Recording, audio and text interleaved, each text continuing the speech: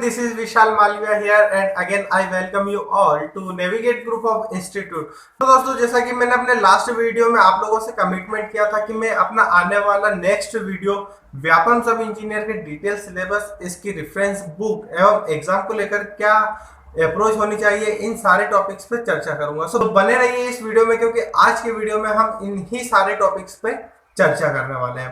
तो दोस्तों, यदि बात करें व्यापम सब इंजीनियर की, सो पहले ही मैं क्लियर कर दूं कि यह जो एग्जाम है यह दो पार्ट्स में डिवाइडेड है, technical as well as non technical portion. जो नॉन टेक्निकल पोर्शन है ये भी अगेन 7 पार्ट्स में डिवाइडेड है, जिसमें कि general knowledge, general Hindi, general English, mathematics, reasoning, science and computer, ये सारे टॉपिक सारे सब्जेक्ट इसमें इंक्लूड है। यदि बात करें वन बाय वन इन सारे सब्जेक्ट्स की, सो जो जनरल नॉलेज है वह इंडिया का general knowledge as well as MP का जनरल नॉलेज इसमें आता है। जो इंडिया का जनरल नॉलेज है उसमें history, economy, polity and geography यहाँ से क्वेश्चन फ्रेम होते हैं। वहीं एमपी की यदि मैं बात करूँ, सो एमपी में राजकीय पशु क्या है, राजकीय चिन्ह क्या है, या फिर राज्य में कहाँ पर कौन सा खनिज पाया जाता है, राज्य के कौन कौन से जो डांस वगैरह है, लोक संस्कृति क्या है, इन सारी चीजों से क्वेश्चन फ्रेम होते हैं। अब बात करते हैं जनरल इंग्लिश एवं जनरल हिंदी की। सो जनरल हिंदी में दोस्तों कोई ज्यादा टफ क्वेश्चन नहीं आते हैं। जितने भी क्वेश्चन आते हैं एक नॉर्मल लेवल से ही उठ के सारे क्वेश्चन फ्रेम होते हैं, जैसे कि संधि, समास, मुहावरे, किन्हीं शब्दों के विलोम या फिर पर्यायवाची शब्द, इन सारे पॉइंट्स से जो क्वेश्चन फ्रेम होते हैं वहीं से बनते हैं। इंग्लिश में भी वही होता है कि नाउन क्या है, प्रोनाउन क्या है, एडजेक्टिव क्या है, एडवर्ब क्या है, प्रीपोजिशंस क्या है, इनके यूज कहाँ कहाँ है, एकदम बेसिक लेवल के जो क्वेश्चन फ्रेम होते हैं वो हिंदी एवं इंग्लिश से होते हैं। दोस्तों, यहाँ पर एक बात और क्लियर कर दूं, जो व्यापम सब इंजीनियर का जो व्यापम की जितनी भी एग्जाम का नॉन टेक्निकल पोर्शन है वो व्यापम की लगभग सारी एग्जाम का सेम है। यदि मैं यहाँ पर एमपीएसआई को अलग हटा दूं, क्योंकि एमपीएसआई में हिंदी बहुत ज्यादा मार्क्स की पूछी जाती है, इसलिए वो थोड़ा सा डिफरेंट हो जाता है। वहीं व्यापम की अदर सारी एग्जाम, इनके जो नॉन टेक्निकल की बात करें तो वो सारा सेम रहने वाला है। अब बात करते हैं मैथ्स की। सो मैथ्स यहाँ पर आपका जो भी पूछा जाएगा वह 10th लेवल तक का पूछा जाएगा। मैथ्स में एक सबसे मेन जो इंपॉर्टेंट टॉपिक है, मैं उसी की बात करूं यदि, तो वो है मेंसुरेशन। मेंसुरेशन से मिनिमम यदि क्वेश्चन फ्रेम की बात करो तो वो मिनिमम 5 क्वेश्चन वहां से फ्रेम होते ही होते हैं। अब बात करें रीजनिंग की, तो दोस्तों रीजनिंग कोई बड़ा व्यापम सब इंजीनियर में कोई बड़ा टास्क नहीं है।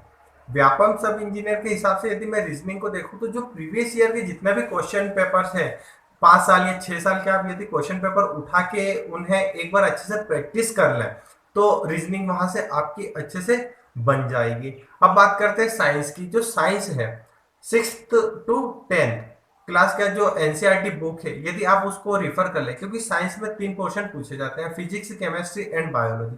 सबसे ज्यादा यदि क्वेश्चन फ्रेम होते हैं तो वो होते हैं केमिस्ट्री एंड बायोलॉजी से। सो यहाँ से ये आप एनसीईआरटी बुक से इसे कवर कर लेंगे। अब बात करते हैं कंप्यूटर की। सो कंप्यूटर में भी दोस्तों कोई ज्यादा टफ क्वेश्चन नहीं आते। कंप्यूटर में MS Office, MS Word, PowerPoint, इन सारे चीजों से ही क्वेश्चन फ्रेम होते हैं। वही इनकी शॉर्टकट कीज क्या है, mainly question shortcut keys, power point and MS word से ही कंप्यूटर में फ्रेम होते हैं। तो दोस्तों, ओवरऑल ये बात हमने की नॉन टेक्निकल की। यदि नॉन टेक्निकल के मार्क्स की बात करूं तो ये 100 मार्क्स कैरी करता है। इन 7 टॉपिक्स जो है ये इक्वल ही मार्क्स का डिस्ट्रीब्यूशन रहता है इसमें, जो कि इक्वली 14 to 15 मार्क्स कैरी करते हैं। सो दोस्तों, अब वही बात करते हैं यदि हम टेक्निकल पोर्शन की। सो टेक्निकल में सबसे पहला सब्जेक्ट आता है हमारा सर्वेइंग, जो कि सब इंजीनियर एवं जूनियर इंजीनियर इन 2 एग्जाम के लिए काफी इंपॉर्टेंस रखता है। अब जो सर्वेइंग में मेनली क्वेश्चन फ्रेम होते हैं कि what is the principle of surveying, tacheometry survey क्या होता है, चेन सर्वेइंग क्या होता है, चेनेज क्या होता है, या फिर जो हमारे इंस्ट्रूमेंट्स है, ऑटो लेवल, डंपी लेवल, इन सारे इंस्ट्रूमेंट से ही क्वेश्चन मेनली फ्रेम होते हैं। अगला बात करते हैं हम मटेरियल टेक्नोलॉजी की। सो मटेरियल टेक्नोलॉजी में what is brick, what is stone masonry, masonry क्या होता है, कंक्रीट क्या है, एग्रीगेट क्या है, सीमेंट क्या है, सैंड क्या है, इन सारी चीजों से मटेरियल टेक्नोलॉजी के अंदर क्वेश्चन फ्रेम होते हैं। तीसरा सब्जेक्ट आता है हमारा building construction. Building construction surveying जैसा ही एक मोस्ट इंपोर्टेंट जो सब्जेक्ट है वो सब इंजीनियर एग्जाम के अंदर आता है। अब बिल्डिंग कंस्ट्रक्शन में क्या क्या चीजें इंक्लूड है, what is column, what is slab, slab क्या होती है, कॉलम क्या होता है, बीम क्या होता है, फुटिंग क्या होती है, सुपर स्ट्रक्चर किसे कहते हैं, सब स्ट्रक्चर किसे कहते हैं, सुपर स्ट्रक्चर में कौन कौन से पार्ट आते हैं बिल्डिंग के, और सब स्ट्रक्चर में बिल्डिंग के कौन कौन से पार्ट्स या फिर कौन कौन से एलिमेंट्स आते हैं, ये सारी जो चीजें हैं ये बिल्डिंग कंस्ट्रक्शन के अंदर इंक्लूड होती है। अब बात करते हैं हम बात आती है बिल्डिंग ड्राइंग की। किसी भी बिल्डिंग की जो डिजाइन और ड्राइंग होती है उससे रिलेटेड यहाँ पर क्वेश्चन फ्रेम होते हैं। जैसे कि एक एग्जांपल के तौर पे मैं आपको समझाना चाहूँ कि आउटर वॉल की थिकनेस क्या होती है, इनर वॉल की थिकनेस क्या होती है, यदि लिंटेल दिया है तो उसकी साइज क्या रखनी है, ये सारा जो भी क्वेश्चन फ्रेम होता है ये बिल्डिंग ड्राइंग के अंदर होता है। अब जो सब्जेक्ट आता है वो है सॉइल मैकेनिक्स। सॉइल मैकेनिक्स में फिजिकल कैरेक्टरिस्टिक्स ऑफ सॉइल, इसकी प्रॉपर्टी क्या क्या होती है, शेयर स्ट्रेंथ क्या होता है, शेयर स्ट्रेस क्या होता है, इसमें जो पाइपिंग फेनोमिना होता है, सीपेज क्या होता है, परमेबिलिटी क्या होता है, इन सारी चीजों से सॉइल मैकेनिक्स के अंदर भी क्वेश्चन फ्रेम होते हैं। अब सब इंजीनियर के अंदर theoretical as well as numerical portion दोनों ही आते हैं। जो न्यूमेरिकल पोर्शन आता है दोस्तों वो एक फॉर्मूला बेस्ड ही आता है, उसमें किसी भी प्रकार का कोई एक एक्स्ट्रा वो नहीं रहता है या फिर एक लार्ज क्वांटिटी में कोई सॉल्यूशन नहीं है, उसका मतलब सॉल्यूशन नहीं रहता। बस एक डायरेक्टली आप वैल्यू पुट करें, आंसर निकालें और ऑप्शन को टिक करें, इतना न्यूमेरिकल में आता है। अब बात करते हैं applied mechanics and mechanics of structure. ये जो कि हमारा सोम का पार्ट है, जैसे स्ट्रेस क्या है, स्ट्रेन क्या है, फोर्सेस क्या है, बिल्डिंग में कौन कौन से फोर्सेस लगते हैं, कौन से एलिमेंट पर कौन कौन से फोर्स लगते हैं, एवं उन फोर्स को कैसे हम रिजोल्व करते हैं, ये सारी जो चीजें हैं वो स्ट्रेंथ ऑफ मटेरियल के अंदर या फिर मैं कहूँ कि applied mechanics and mechanics of structure के अंदर सारी चीजें इंक्लूड रहती हैं। अब टॉपिक आता है ट्रांसपोर्टेशन इंजीनियरिंग। ट्रांसपोर्टेशन इंजीनियरिंग की दोस्तों यदि मैं बात करूं, ट्रांसपोर्टेशन इंजीनियरिंग में जितना भी हमारा रोड वर्क है, जो रोड पेमेंट है, उससे सारे रिलेटेड क्वेश्चन फ्रेम होते हैं। जैसे कैंपर क्या होता है, शोल्डर क्या होता है, हमारे सब बेस की थिकनेस क्या होती है, उस पेमेंट की थिकनेस क्या होती है, इसमें डीएलसी क्या होता है, ये जो सारी चीजें होती है ये ट्रांसपोर्टेशन इंजीनियरिंग के अंदर कवर होती है कि कौन कौन से कर्व होते हैं और कब कौन सा कर्व प्रोवाइड करना है। मेनली जो क्वेश्चन फ्रेम होता है वो कर्व से होते हैं, हॉरिजॉन्टल कर्व, वर्टिकल कर्व, यहीं से जो क्वेश्चन होते हैं वो यहीं से फ्रेम होते हैं। अब आता है इरिगेशन इंजीनियरिंग। इरिगेशन इंजीनियरिंग में हम किन किन चीजों को पढ़ते हैं, जैसे कि what is rainfall, catchment area क्या है, हाइड्रोलॉजिकल सर्कल का जो ग्राफ है एंड उससे जो वहां से पॉइंट्स निकलते हैं, उन सारी पॉइंट्स से क्वेश्चन यहाँ पे फ्रेम होते हैं। अब बात आती है कि इरिगेशन में टाइप्स ऑफ इरिगेशन, कौन सा इरिगेशन कब, कौन सा इरिगेशन सिस्टम हमें कब यूज करना चाहिए, कौन सी मेथड हमें यूज करनी चाहिए, वो सारा जो भी पोर्शन है वो इसी में आता है। दोस्तों अब बात करते हैं क्यूएससी की, quantity survey estimation and costing. Building construction and surveying के बाद ये मोस्ट इंपोर्टेंट टॉपिक बनता है junior engineer as well as sub engineer के लिए, क्योंकि किसी भी सिविल इंजीनियरिंग में किसी भी स्ट्रक्चर को स्टार्ट करने से पहले एक उसका जो कॉस्ट है वो हमें पता होना चाहिए। इसमें हम बिल्डिंग के ओवरऑल या फिर किसी भी स्ट्रक्चर के ओवरऑल कॉस्ट को एस्टिमेट करते हैं, जो कि हमारा एसओआर शेड्यूल ऑफ रेट पर डिपेंड करता है कि शेड्यूल ऑफ रेट से हम उस सारे मटेरियल का रेट लेते हैं और उसी से पूरे स्ट्रक्चर का हम जो है कॉस्ट को एस्टिमेट करते हैं। अब दोस्तों बात करते हैं स्टील की।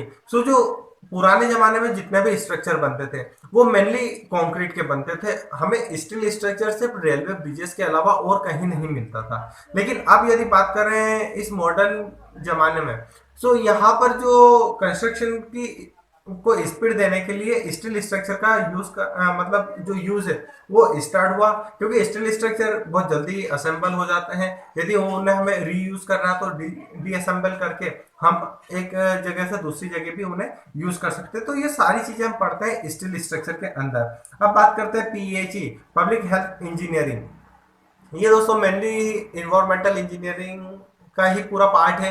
इसमें जो भी हमारा एक वाटर सप्लाई क्या होनी चाहिए, वाटर डिमांड क्या होती है, जो वाटर हम सप्लाई कर रहे हैं उसका क्या क्या क्राइटेरिया होना चाहिए, उसमें जो जितने भी एलिमेंट्स हैं उनकी क्या परमिसिबल लिमिट होनी चाहिए, किसी इंडस्ट्रियल या किसी डोमेस्टिक से जो सीवेज निकला है उसमें कौन कौन से एलिमेंट्स होते हैं, वह उनकी क्या परमिसिबल वैल्यू होती है, एंड उस सीवेज को हम कहाँ डिस्पोज कर सकते हैं, डायरेक्ट रिवर में कर सकते हैं या फिर उसे पहले हमें ट्रीटमेंट करना पड़ेगा, बीओडी सीओडी, इन सारी चीजों का कैलकुलेशन हम यहाँ पर इन्वायरमेंटल इंजीनियरिंग में करते हैं। दोस्तों अब ये तो बात हुई पूरी non technical as well as technical की। नॉन टेक्निकल 100 मार्क्स कैरी करता है और टेक्निकल भी 100 मार्क्स कैरी करता है, यानी कि जो सब इंजीनियर का हमारा एग्जाम होने वाला है ये 200 मार्क्स के लिए होगा।